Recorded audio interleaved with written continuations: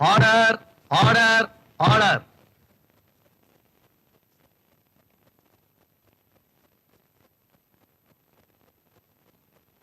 Mrs Kavitha, நீங்க தான் கொலை செஞ்சீங்கன்னு சாட்சிகள் மூலமாகவும் போலீஸ் விசாரணையிலும் தெரிய வந்திருக்கு. இருந்தாலும் நீங்க இந்த கொலை செஞ்சதுக்கான நியாயமான காரணம் இந்த கோர்ட்டுக்கு இன்னும் தீர்மானம் ஆகல.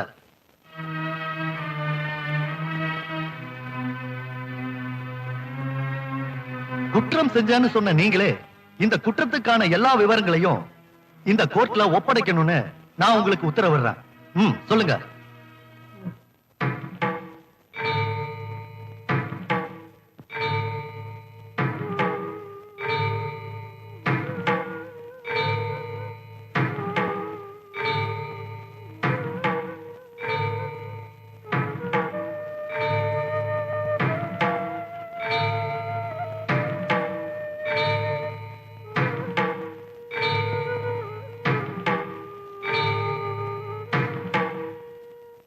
எங்க அப்பாவுக்கு நான் ஒரே பொண்ணு. அந்த காரணத்தாலதான் எங்க அப்பா என்ன சின்ன வயசுல இருந்து செல்லமா அன்போட சுதந்திரமா வளர்த்தாரு. டாடி, எனக்கு நீங்க ஃபாரின் கார் வாங்கி தரேன்னு சொன்னீங்கல்ல, இனிமே எனக்கு இந்த பழைய கார் எல்லாம் வேண்டாம். எனக்கு வேண்டான வேண்டாம். நீ ஒண்ணு கவலைப்படாத, ஃபாரின் கார் தானே வாங்கி தரேன், போதுமா? Thank you, Daddy. Thank you. இளம பருவத்துல எல்லா பொண்ணுங்களுக்கும் ஏற்படுற உணர்வு எனக்கும் உண்டாச்சு.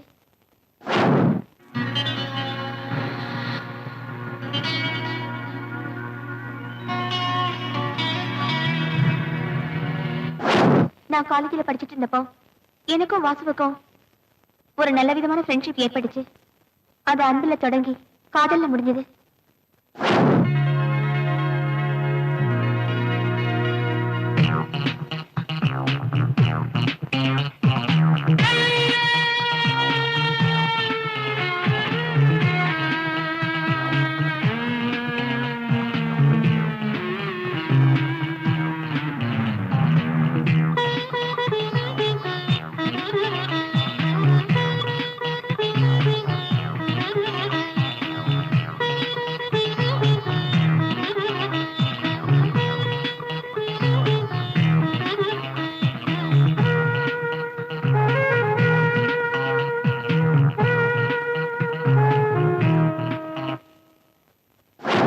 எங்களோட காதல் கல்யாணத்துல முடியும்னு நாங்க 2 பேரும் நம்பிக்கிட்டு இருந்தோம்.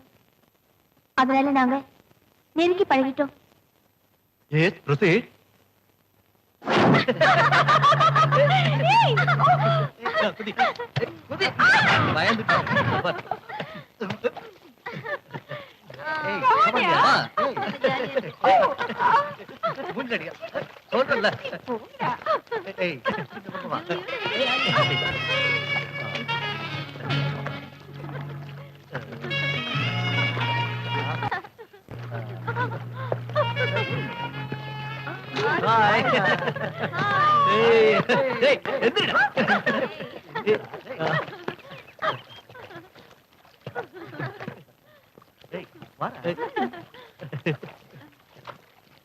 தண்ணிக்குள்ளே கிடக்கடா சொல்றல.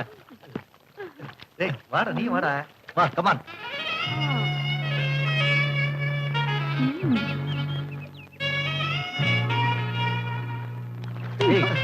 யார் இந்த தக்காளி? ஏய், கொஞ்சம் வெயிட் பண்ணுங்க. இப்போ எல்லாரையும் அறிமுகப்படுத்தி வைக்கிறேன்.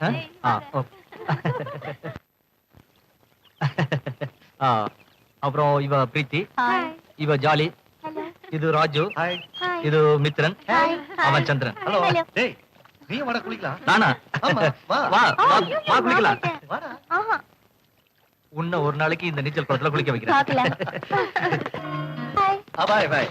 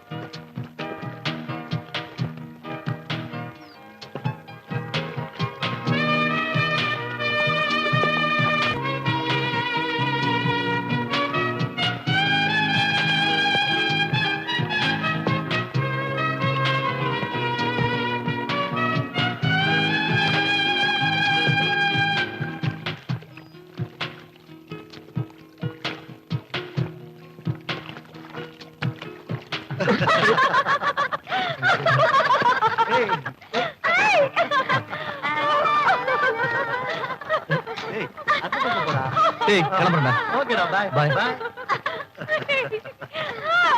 பாய். ஓகேடா.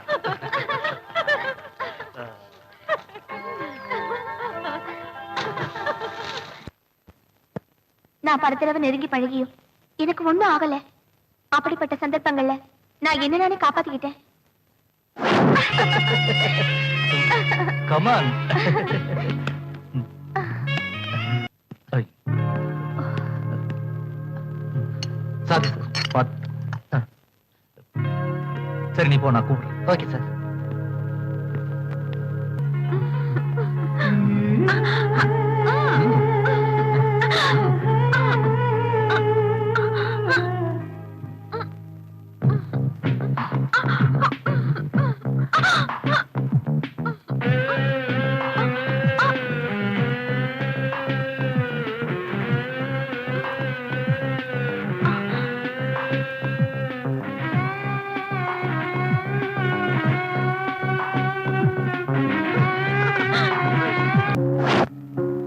வேண்டாம் வாசு, விட்டுருங்க. ஏன் சீரியஸ் ஆயிட்ட? உனக்கு நான் சொன்னேன், எனக்கு நீ சொந்தம். பின்ன என்ன? இப்போதைக்கு இது வேண்டாம். ஏய், நைனா, வெளியில போயிட்டு திரும்ப வீட்டுக்கு வரும்போது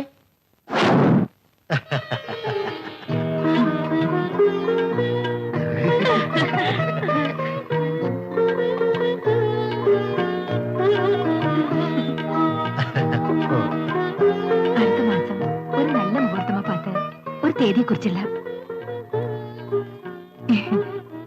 இந்த கல்யாணத்துக்காக நாங்க உங்ககிட்ட ஒண்ணும் கேட்கல. எல்லாம் உங்க விருப்பப்படி செய்யுங்க. ஆ.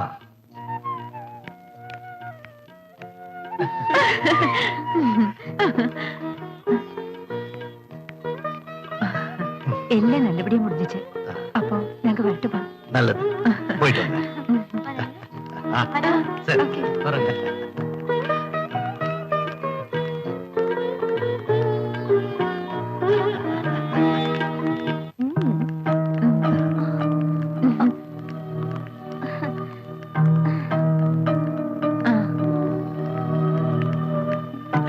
ரொம்ப லட்சணமா இருக்குடா. சீக்கிரம் கல்யாண சாப்பாடு தான். ஆமா.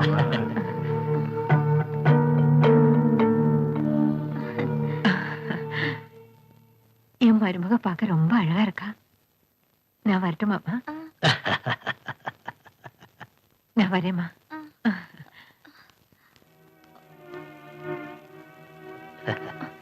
அப்பா எனக்கு புரியுது. நீ ரூம்ல இரு, நான் வரேன்.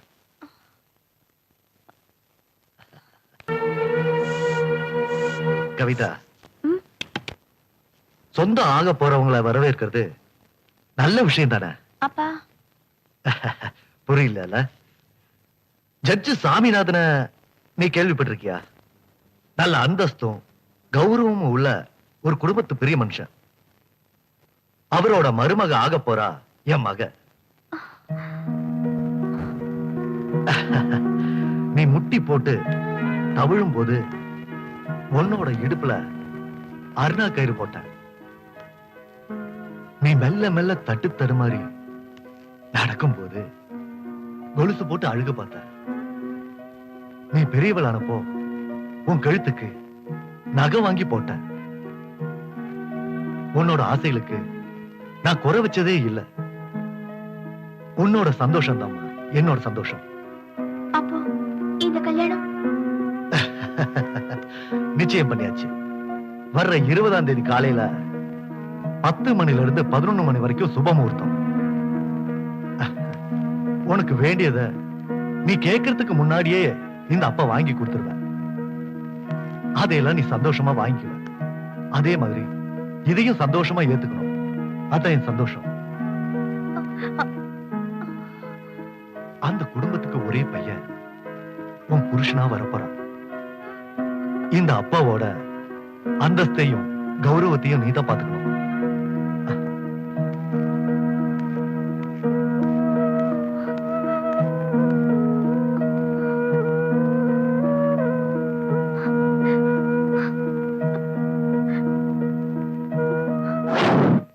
அப்பாவே வந்து என்ன கேட்டப்போ அவரோட பாசத்துக்கு முன்னாடி என்னால ஒண்ணு பேச முடியல.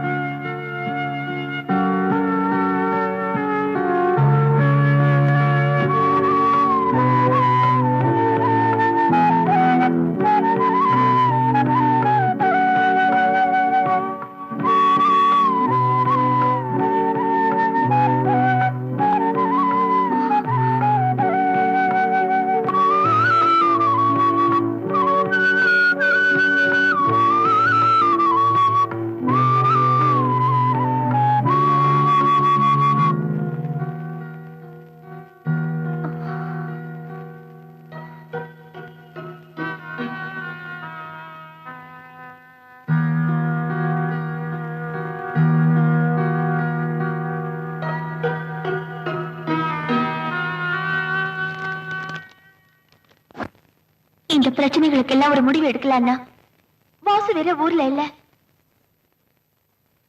யோசிச்சேன், முடிவெடுத்தேன்.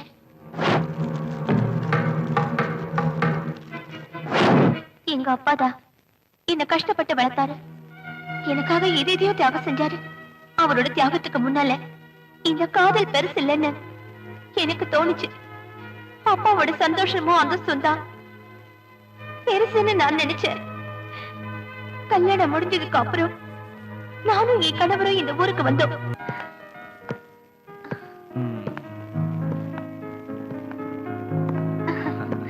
இதான் என் வீடு. எப்படி இருக்கு? இத கோயிலாக்குறது உன் கையில தான் இருக்கு. பிடிச்சிருக்குல்ல? வா.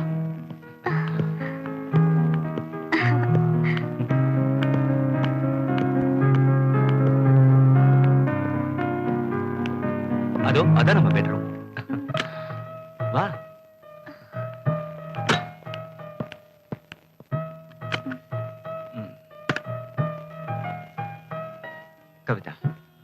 எனக்கு ரொம்ப மென்மையான மனசு, ரொம்ப அன்போட இருப்பேன்.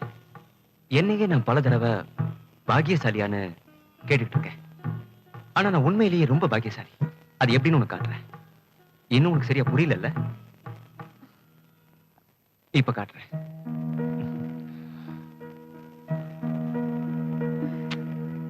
அது இப்படிதான்.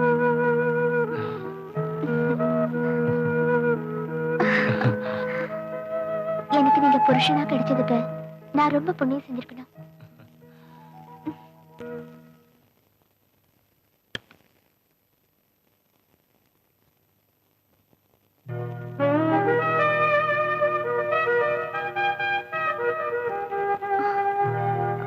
பொண்ணுங்க குளிக்கிற இடத்துல உங்களுக்கு என்ன வேலை?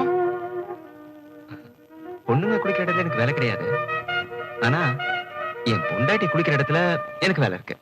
என்ன வேலை? என் வைஃபுக்கு முதுகு தேய்ச்சி விடணும். அதெல்லாம் எனக்கு தெரியும். எனக்கு கோபம் வரதுக்கு முன்னாடி உனக்கு கோவம் வருது எப்படி நான் பார்க்க இங்க இருந்து வேண்டாமா? போனா போதும். ஐயோ போங்க. கவிதா போங்க. நான் சொன்னா கேளு. நான் போக மாட்டேன். போங்க.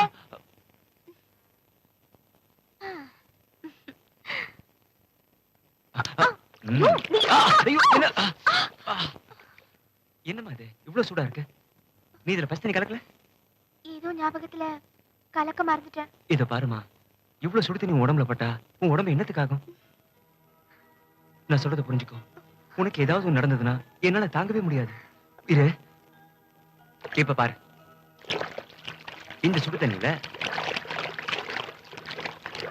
இப்படி பச்சை தண்ணி கலக்கணும்.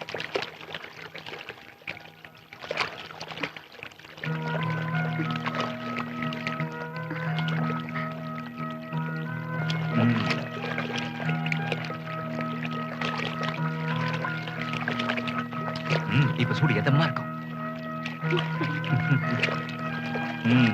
இப்ப நீ குடிக்கலாம்.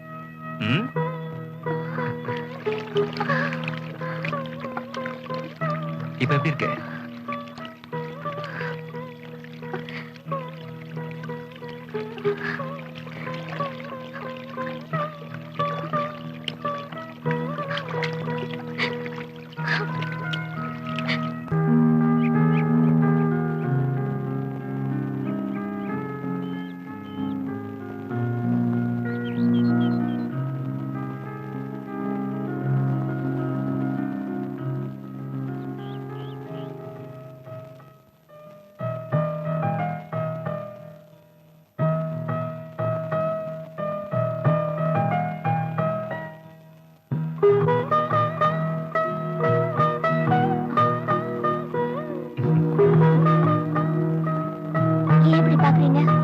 உன்னோட கடவுள் இதான்னா எனக்கு கடவுள் நீதான். போங்க.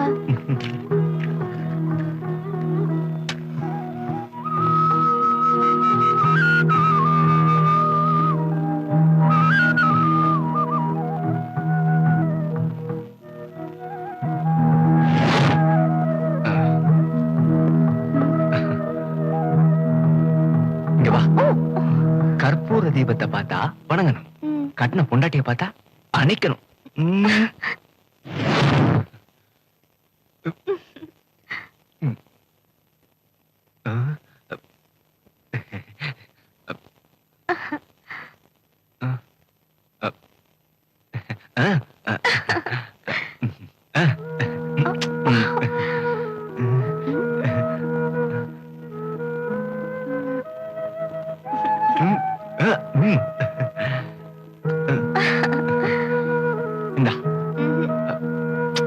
ப்ளீஸ் சொன்ன கேளு.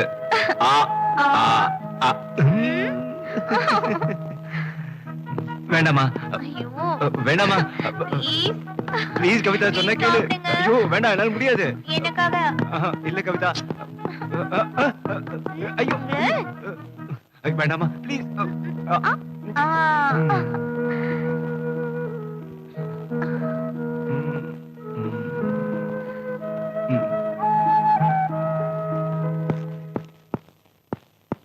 கவிதா கவிதா வந்துட்டேங்க. கவிதா கிளம்புடா. ஐயே, இப்படிதான் பட்டன் போடாம ஆபீஸ் போவாங்களா? இந்த ஷர்ட்ல எக்கச்சக்கமா பட்டன் இருக்கு, அதனால தான் அந்த குழப்பம். ஏய் இந்த பட்டன் கூட சரியா? சும்மா விளையாடாதீங்க, போங்க. ஏய் இதோ போறேன். போங்க. போறேன்ப்பா. ஆபீஸ் போகணும்ன்றியா? போங்க. ஐயோ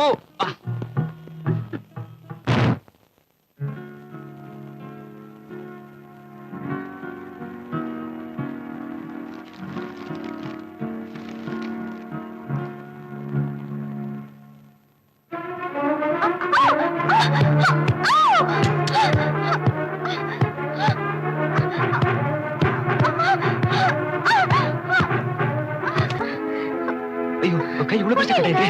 இரு கொஞ்சம் டவல் எடுத்து கட்டுறேன். ஒண்ணும் வேண்டாம். என்னம்மா அது? ஆப்பிள் எடுத்து வரும்போது பார்த்து வரக்கூடாதா? நான் டாக்டர் கூப்பிடுறேன். பரவாயில்லைங்க. இதுக்கு இப்படி பதறீங்க? எனக்கு தான் ஒண்ணும் ஆகலைன்னு சொல்றேன்ல. உனக்கு தெரியாதுமா இவ்வளவு பெரிய காயமா இருக்கு.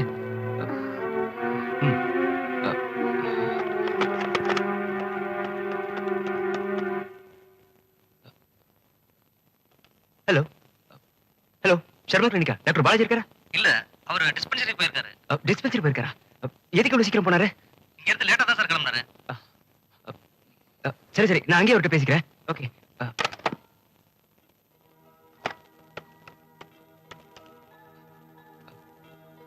ஹலோ டாக்டர் பாலாஜி இருக்காரா? இருக்காரு. நான் அவர்கிட்ட ரொம்ப அவசரமா ஒரு விஷயம் பேசணும். எதுவா இருந்தாலும் என்கிட்ட சொல்லுங்க சார். நான் அவர்கிட்ட பேசணும் சார். தயவுசெய்து அவர்கிட்ட போனை கொடுங்க. அவர் ரொம்ப பிஸியா இருக்காரு சார். இப்ப அவர்கிட்ட போனை கொடுக்க போறீங்களா இல்லையா? கொடுங்கன்னு சொன்னேன். ஹலோ, நான் தான் சொல்றேன்ல. ஏய் என்ன பத்தி உனக்கு தெரியாது? என்ன அது? ஏய். தகராறு பண்றியா? ஏய் என்ன நான் மரியாதை இல்லாம பேசுறேன்? மரியாதை பேசுறா? சொல்லிருக்கல. ஏய் நீ என்ன நினைச்சிட்டு இருக்க? இடியட். போனை கட் பண்ணிட்டா. என்ன கவிதை அது? எதுக்கு போனை கட் பண்ண? இதுக்காக நீங்க இப்படி சத்தம் போடுறீங்க? எனக்கு கொஞ்சம் கூட நீ பிடிக்கல. சும்மா இரு, உனக்கு என்ன பத்தி தெரியாது. எவ்வளவு பெரிய காயம் பட்டிருக்கு பாரு. ஒண்ணும் இல்லைன்னு சொல்றேன்ல. நீங்க ரொம்ப டென்ஷன் ஆயிட்டீங்க. நான் போய் காஃபி எடுத்துட்டு வரேன். இரு கவிதா, உனக்கு ஏதாவது ஆச்சுன்னா அது தாங்குற சக்தி எனக்கு இல்ல. ப்ளீஸ் நான் காஃபி எடுத்துட்டு வரேன். கவிதா, நீ ரொம்ப லக்கி பர்சன்டி. என் புருஷனும் இந்த ஊர்ல ரொம்ப சந்தோஷமா இருந்தோம். அவர் என் மேல ரொம்ப அன்பு காட்டினாரு. நானும் அவரை ரொம்ப நேசிச்சேன். எங்களோட தாம்பத்தியத்துக்கு எந்த ஆபத்தும் வரக்கூடாதுன்னு ஆண்டவன் கிட்ட வேண்டிக்கிட்டேன். சென்றலா இருந்த எங்க வாழ்க்கையில புயல் வரும்னு நான் கொஞ்சம் கூட எதிர்பார்க்கல. அந்த புயல்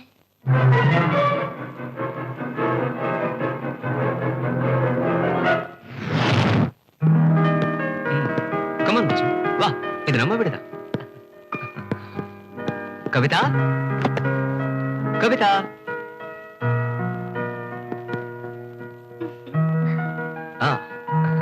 கவிதா, இது என்னுடைய ஃப்ரெண்ட் வாசு.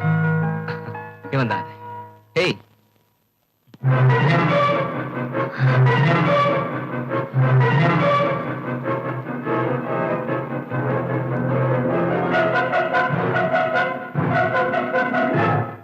எஸ் கவிதா, இவன் என்னுடைய ஃப்ரெண்ட் வாசு. சொல்ல மறந்துட்டேன், இவன் உன்னுடைய ஊர் தான். நீ படிச்ச காலேஜ் தான் படிச்சான். காதலிச்சுதான் நான் கல்யாணம் பண்ணிக்குவேன்னு ரொம்ப அடம் பிடிப்பான். அப்ப நான் சொல்வேன், டேய் இந்த காலத்துல கல்யாணத்துக்கு அப்புறம் புருஷனை விட்டு பொண்டாட்டிங்க எல்லாம் ஓடி போயிடுறாங்கடா, அதனால காதலிக்காத, அது ஒத்து வராதுன்னு சொன்னேன். ஆனா நான் சொன்னதை கேட்காம பெரிய பணக்காரியா பார்த்து காதலிச்சான். இன்னைக்கு படக்கூடாத கஷ்டத்தை எல்லாம் பட்டு வெளியே வந்திருக்கான். சரி விடு, விதின்னு சொல்லணும். இவன் கொஞ்ச நாள் நம்ம விட்டு தான் தங்க போறான். நல்லபடியா பாத்துக்கலாம். அவன் தங்க வேண்டிய ரூமை காட்டு. வாங்க. ஓ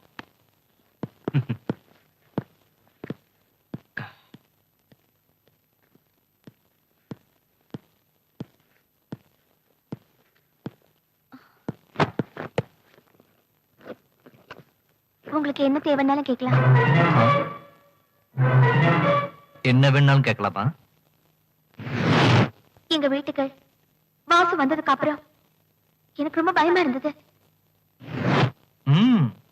இந்த சாப்பாடு செஞ்ச கைக்கு முத்தம் கொடுக்கணும். யார் இத பண்ணா? டேய் இந்த வீட்டுல இருக்கிறது ஒரே ஒரு பொண்ணு தாங்க, அவ என் பொண்டாட்டி. என்னடா ஜோக் அடிக்கிறேன், சிரிக்க மாட்டியா?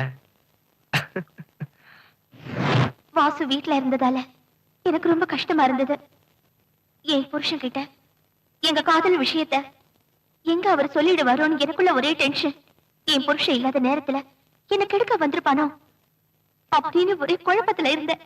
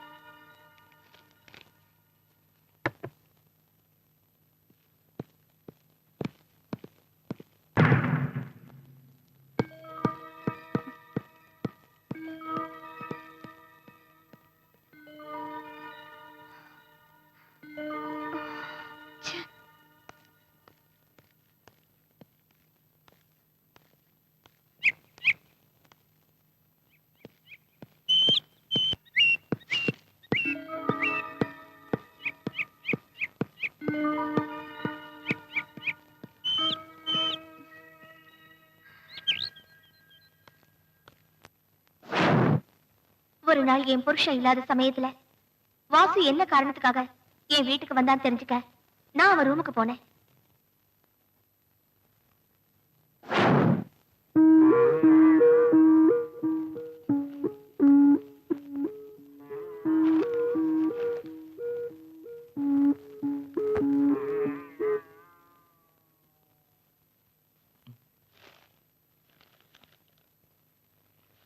நீங்க வருவேன்னு எனக்கு தெரியும். என்ன சொல்ற? நான் என்ன சொல்றது? இத பாத்தியா? நீ தான் என்ன மறந்துட்டிய.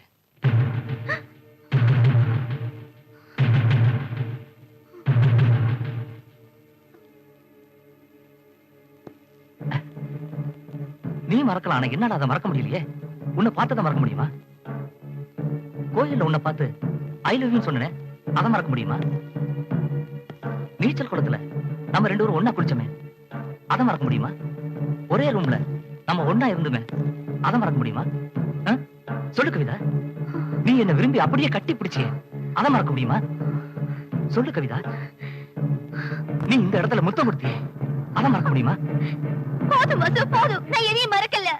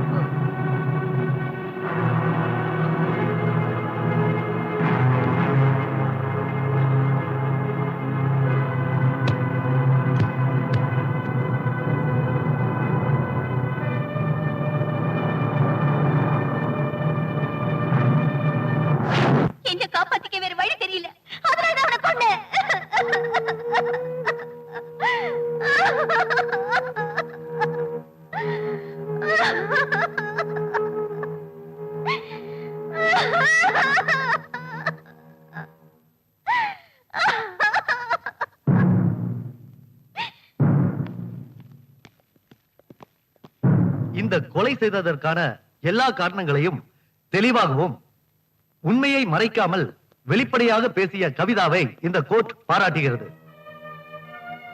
இருந்தாலும் அதே சமயத்தில் கவிதா இந்த கொலைபாதகத்தை செய்ததால் நீதிக்கு முன் கடுமையான தண்டனை விதிக்கப்படுகிறது. அதற்கு இந்த நீதிமன்றத்துக்கு உரிமை உண்டு. இருந்தாலும் கவிதாவின் வயதை தீர்மானித்து எந்த சந்தர்ப்பத்தில் இந்த கொலையை செய்தார் என்பதை கருத்தில் கொண்டு இந்திய சட்டத்தின்படி அவருக்கு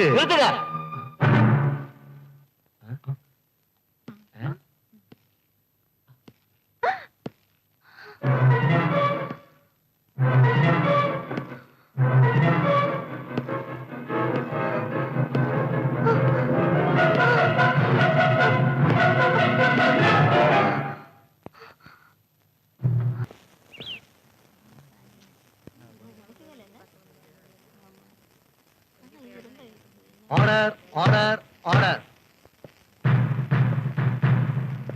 நீங்கள் யார் என்று கோர்ட்டுக்கு சொல்லவும். கவிதா எந்த வாசுவை கொலை பண்ணதா உங்ககிட்ட சொன்னாங்களோ அந்த வாசு நான் தான். நீங்கள் சொல்ல வந்த விஷயத்தை அந்த சாட்சி கூண்டில் நின்று சொல்லவும்.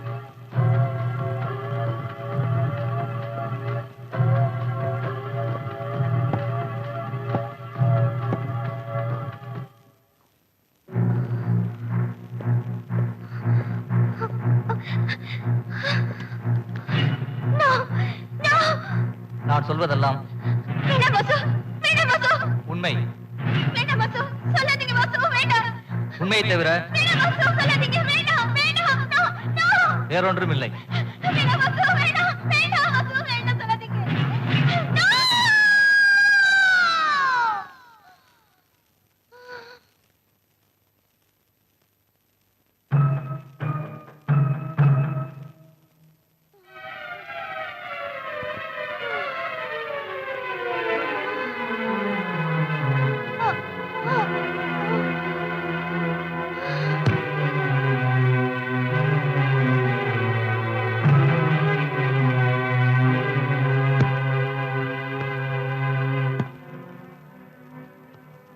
court is adjourned.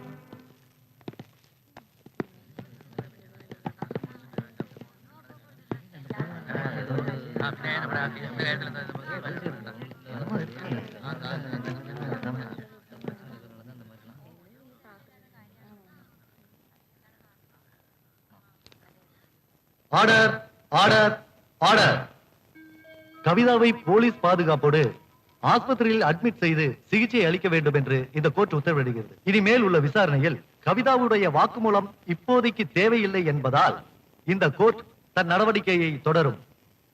You can proceed mister Vasu.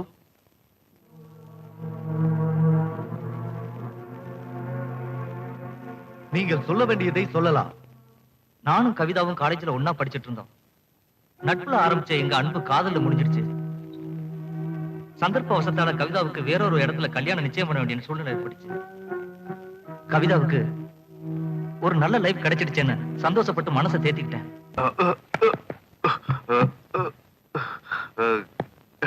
Geetha,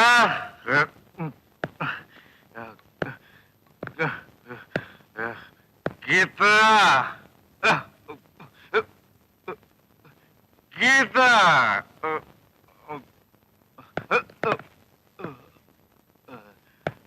Geetha, Geetha.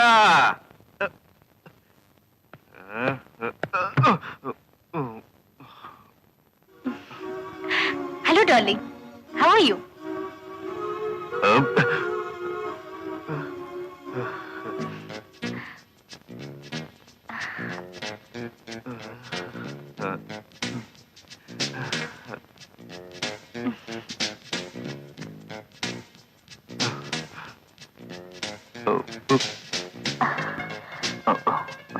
என்னாச்சு? எப்படி இருக்க? நீ தானே சொன்ன நீ பெரிய இடத்து பொண்ணு கல்யாணம் பண்ண போற. இப்ப என்னாச்சு? அதை விட பெரிய இடம் கிடைச்சிச்சா? இல்ல, அப்படி ஒண்ணும் இல்ல. அப்ப என்ன? அவருடைய அப்பா இன்னொரு பணக்கார பையன்கிட்ட கல்யாணம் பண்ணி வச்சுக்கிட்டாங்க. எனக்கு இப்ப நான் ரொம்ப மூட் அவுட்ல இருக்கேன். அதெல்லாம் மறந்துடு. உனக்கு நான் இருக்கேன்ல. வா போலாம்.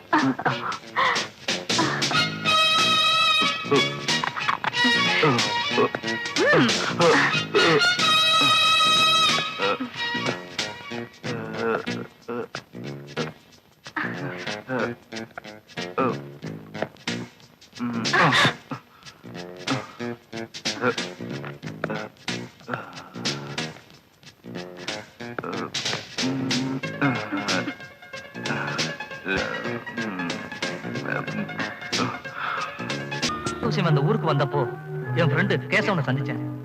அவன் அவனோட வீட்டுல தங்க சொல்லி என்ன வற்புறுத்தினான். அங்க போனப்புறம் தான் எனக்கு ஒரு அதிர்ச்சி காத்திருந்தது. அது வேற ஒண்ணும் இல்ல, என் ஃப்ரெண்டு கேசவன் தான் நான் காதலிச்ச கவிதாவோட புருஷன்றதை தெரிஞ்சுக்கிட்டேன். அது எனக்கு அதிர்ச்சியா இருந்தாலும் அவளுக்கு ஒரு நல்ல லைஃப் கிடைச்சதை நினைச்சு நான் ரொம்ப சந்தோஷப்பட்டேன். ஒரு நாள் கேசவனை பாக்குறதுக்காக அவன் ஆபீஸ்க்கு போயிருந்தப்போ, may come in sir? Yes, come in. Good morning sir.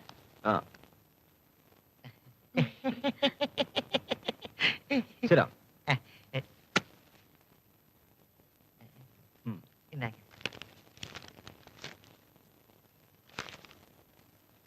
நான் எதிர்பார்த்த படிப்பும் எக்ஸ்பீரியன்ஸும் உங்களுக்கு இல்லையா? இல்ல பார்த்தா தெரியாது சார். இங்க கொஞ்சம் பாருங்க, நல்லா பாருங்க.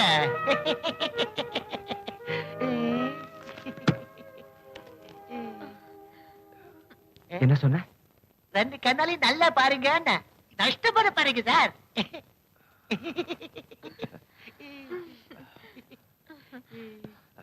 என்ன சொன்ன? நல்லா பாத்துக்கோங்கன்னு சொன்னேன். நல்லா பாருங்க. என்ன சொன்ன? பாப்பா நல்லா. என்ன சொன்ன? சார், சார், பாப்பாவை என்ன சொன்ன? என்ன சொன்ன? சொல்லு. என்ன சொன்ன? What did he say? என்ன சொன்ன? அவ என்ன சொன்னா? விட்டு விட்டு போ போ. போ போக மாட்டேன். வா வா கிட்ட வா.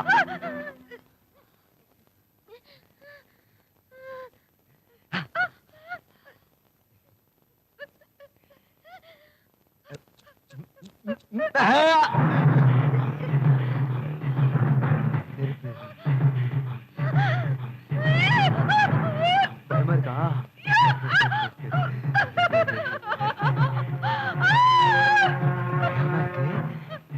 பயமா இருக்குல்ல?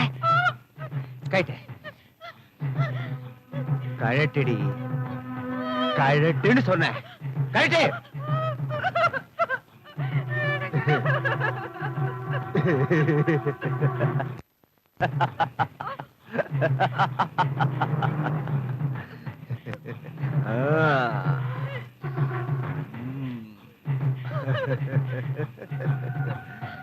பயந்துட்டியா?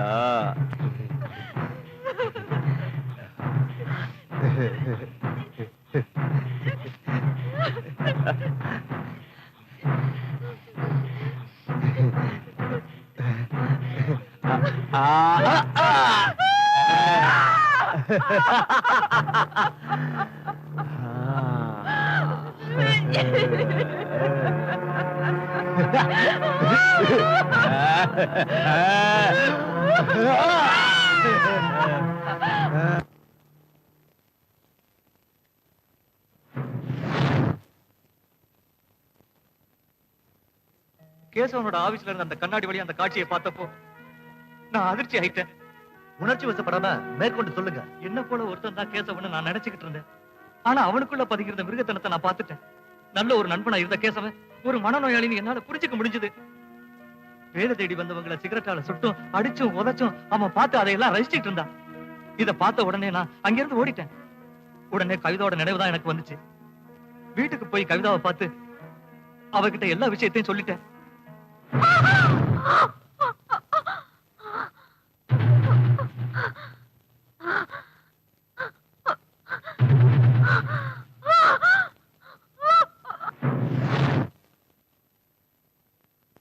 நான் நேசிச்ச கவிதாவை எனக்கு சொந்தமாக்க முடியலன்ற கவலை என் மனசை ரொம்ப கஷ்டப்படுத்துச்சு. இருந்தாலும் அவ சந்தோஷமா இருக்கான்னு நினைச்சு என் மனசை நானே கஷ்டப்பட்டு தேத்திக்கிட்டேன். ஆனா அவ அன்னைக்கு சொன்னதை கேட்டப்போ நான் ரொம்ப டென்ஷன் ஆயிட்டேன். இவ்வளவு டென்ஷன் ஆகுற அளவுக்கு அவங்க உங்ககிட்ட என்ன சொன்னாங்க சொல்லுங்க. ஆரம்பத்துல அவ சந்தோஷமா தான் இருந்தா. இந்த ஊருக்கு அவ வந்ததுக்கு அப்புறம்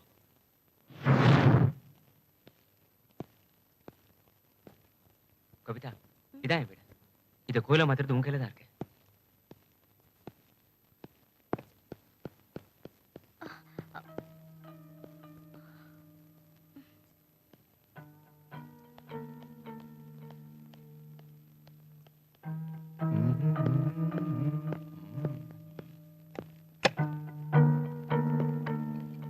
கவிதா எனக்கு ரொம்ப தாராள குணம்.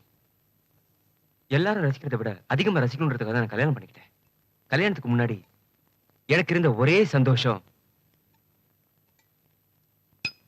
இதுதான். நீங்க குடிப்பீங்களா? இதுல இருக்க சந்தோஷம் உங்களுக்கு தெரியாது. என்ன சந்தோஷம்? ம்.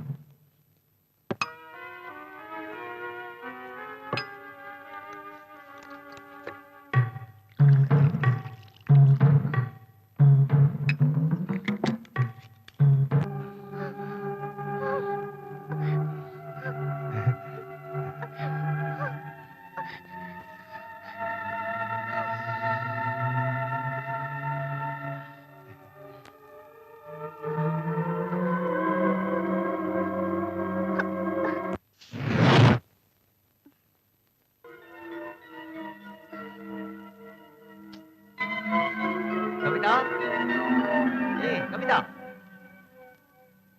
கவிதா.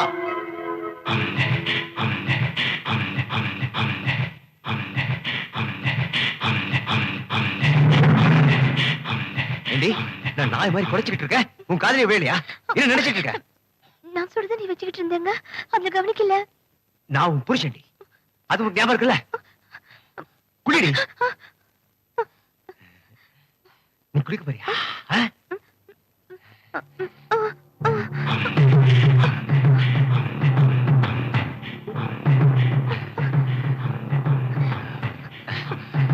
இந்த சோப்பு போட்டு குளிக்க போறியா? குளிக்க போறியாடி? குளி. நல்ல நல்ல வாசனையா இருக்கும் இல்ல?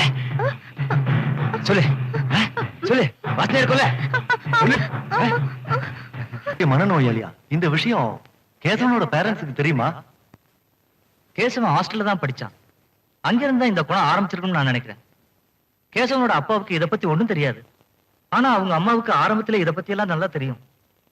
இந்த ஊருக்கு வந்ததுக்கு அப்புறம் கேசவனோட அம்மா கவிதா கிட்ட இதை பத்தி எல்லாம் சொல்லியிருக்காங்க.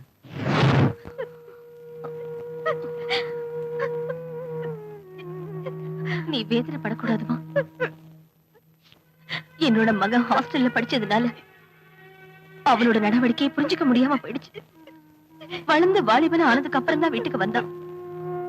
ஒரு தடவை பூத்து குலுங்கின ரோஜா செடியை தீ வச்சு கொளுத்தி விட்டுட்டான். புல் தரைய பெட்ரோலை ஊத்தி கொளுத்துனா. அத பார்த்தப்போ என்னால தாங்க முடியாம அவனை கூப்பிட்டு திட்டினேன். அவ அப்ப கேக்குற மனநிலையில இல்ல. எனக்கும் அத வெளியில சொல்ல முடியல. காலத்தோட கட்டாயத்துல ஆரம்பிச்சது காலப்போக்கில் சரியா போயிடும் நினைச்சேன். இப்போ நீ சொல்றத கேக்குறப்போ என் மகன் இனிமே மாறவே மாட்டான்னு நினைக்கிறேன். ஜட்ஜி சுவாமிநாதனோட மகன் ஒரு சாடிஸ்ட் வெளியில தெரிஞ்சா இந்த குடும்பத்தோட அந்தஸ்து போகும். ஒரு நல்ல சைக்கியாட்ரிஸ்ட் கிட்ட கொண்டு போய் காட்டி நாம நல்ல ட்ரீட்மெண்ட் கொடுத்துடலாமா? அம்மாடி, அது வரைக்கும் இந்த விஷயம் வெளியில யாருக்கும் தெரியாம பாத்துக்கணுமா? இந்த குடும்பத்தோட மானம், மரியாதை, அந்தஸ்து, சமாதானம் எல்லாம் இப்ப உன் கையில தான் இருக்கு.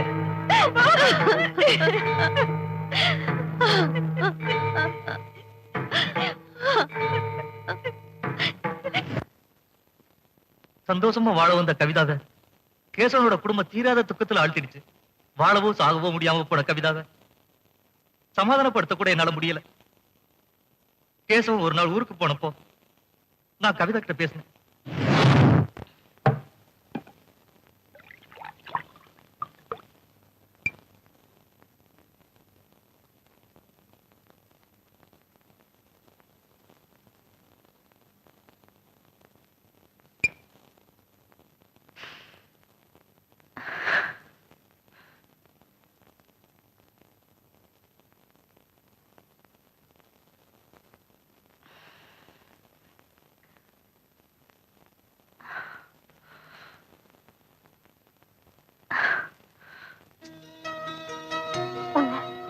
என்னால மறக்க முடியல. நீ என்ன விட்டு போனாலும் நான் உன்னை விட மாட்டேன். நீ எங்க இருந்தாலும் நான் உன்னை கண்டுபிடிச்சிடுவேன்.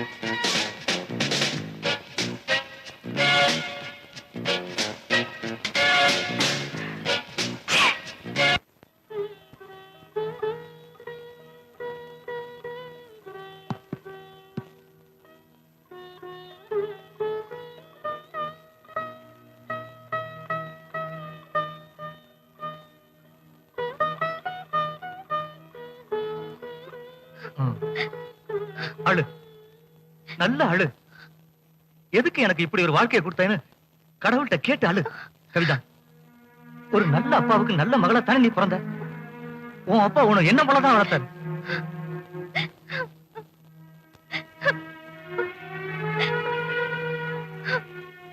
நான் உன்னை பார்த்ததுல இருந்து நீ கண்ணீர் விட்டு நான் இதுவரைக்கும் பார்த்ததே கிடையாது. வாசு, நான் சொல்ல வரது. நீ என்ன சொல்ல போற? உங்க அப்பாவோட ஒரே ஒரு வார்த்தைக்காகத்தான் இந்த கல்யாணத்துக்கு சம்மதிச்சேன்னு சொல்ல வரியா? இல்ல இந்த குடும்பத்தோட கௌரவத்தை காப்பாத்துறதுக்காக தான் ஒவ்வொரு நாளும் செத்து பழைக்கன்னு சொல்ல வரியா? போதும் வாசு, போதும். மத்தவங்களுக்கு முன்னாடி உண்மையை பேசி கேசவன்ட்ட இருந்து சீக்கிரம் விலக பாரு. பேசாம அவங்க கூட வாழறதுக்கு எங்கேயாவது ஆத்திலே குடத்திலே விழுந்து சாகலாம். சபாஷ்.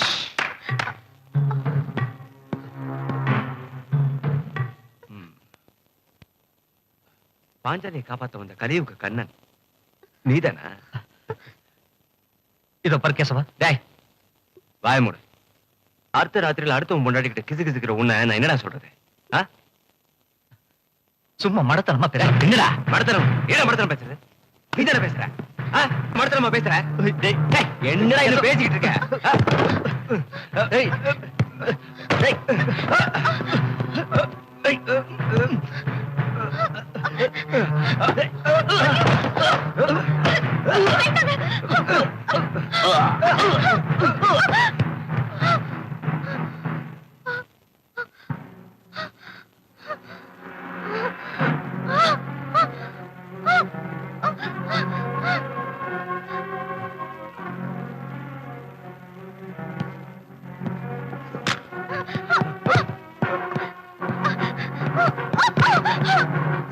ஓடுறா. விட மாட்டேன். ஏய், ஏய்.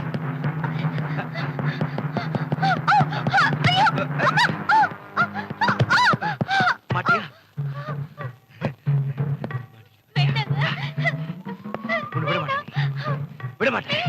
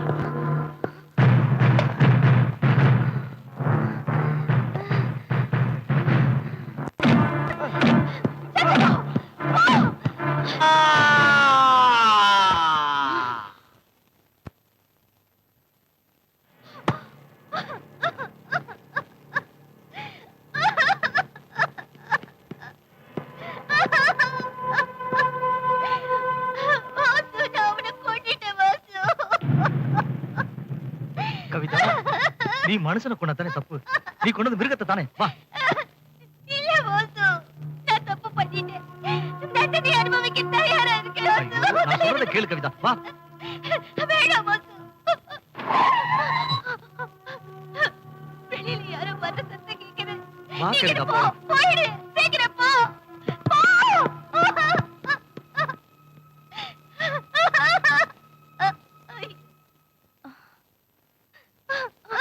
அம்மா, அம்மடி, என்னம்மா?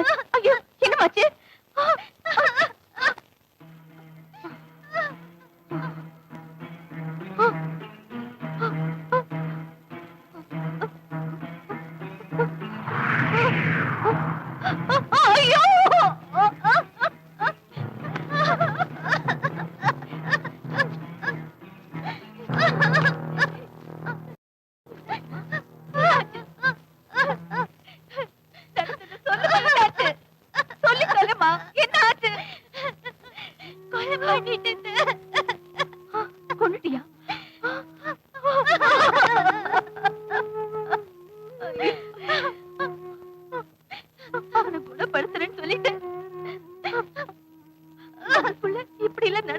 எதிர்பார்க்கலையேம்மா. இனி போலீஸ் கேஸ் ஐயோ, கோர்ட்டு. இன்னும் என்னெல்லாம் நடக்க போகுதோ கடவுளே. ஐயோ கடவுளே, நான் என்ன செய்வேன்? இன்னைக்கு உங்களுக்கு நான் கொடுத்த சத்தியத்தை, உங்க குடும்ப கௌரவத்தை, அந்தஸ்தையும் நான் காப்பாத்துவேன். எப்படிமா எப்படி? அப்புறம் அவர் ஃப்ரெண்ட் வாசோட ட்ரெஸ் எடுத்து என் புருஷனுக்கு போட்டு செத்தது வாசன்னு சொல்றேன். ஊருக்கு போன என் புருஷன் ஊருக்கு போன மாதிரியே இருக்கட்டும், செத்தது வாசன்னு சொல்லிடுறேன். அம்மாடி, அம்மாடி.